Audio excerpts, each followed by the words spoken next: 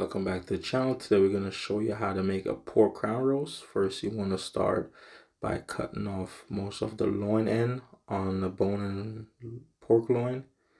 And this pretty much what I'm doing right now. I'm just lining it up and I'm just shining off the bone to make sure the bone is not discoloration on the bone. Then I'm going to take the shine bone off just to make it have a better presence when I make it.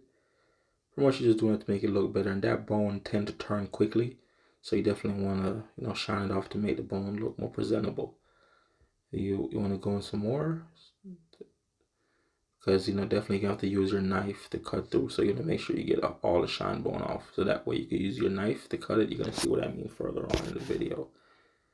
And pretty much you want to shine the bone off. And once you get that done, so this is gonna be a small pork crown roast. Now I just want to get all the bone off to make sure I clean it up nice.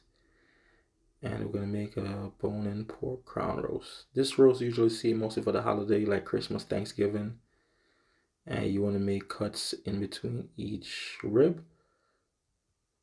So when you do that, it's gonna make it easier, obviously, to flex because it won't be one piece of meat. So it'll be easier to turn into a circle. So you're gonna see what I mean. So just want to cut in between each rib.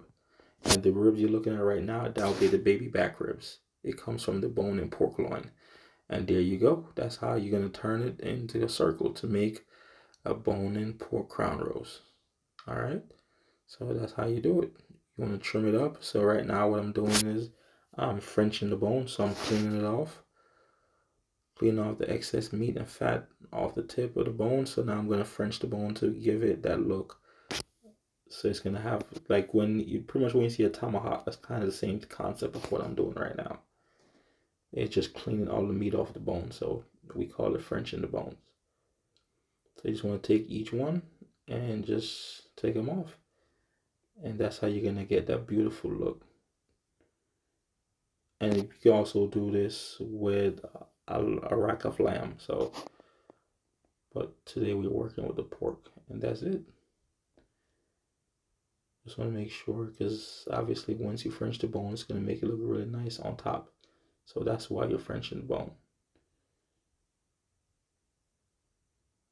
It's always easier to use the smaller knife when you're doing like pen work like that, because it's going to make it way more easier. So that's it. And then you're going to get your string. Normally I would have the needle to run through it, but didn't have one, so I'm going to show you a different way in case you don't have the needle. Pretty much I'm just tying a knot pretty much. So just tying a knot. So once you tie a knot, you just take your knife point. You get your knife point. You just want to go ahead and put it on your small knife. This should be the 6-inch. And you're just going to push it through from one side to the other, and you catch it. Now, if I had the needle, it'd have been way more easier, but because I don't, you have to work with what you have. And yeah, so that's the process of making a bone-in pork crown roast. So like I said, you put this on your table, you put your stuff in on top, you bake it in the oven, it's going to come out wonderful. And like I said, because I removed the shine bone off of it, you're able to cut the individual steaks off with your knife. And these will be really good and tender because this is the pork ribeye steaks. So like on a cow, so this right here will be all ribeye steaks. So these will be the blade chops.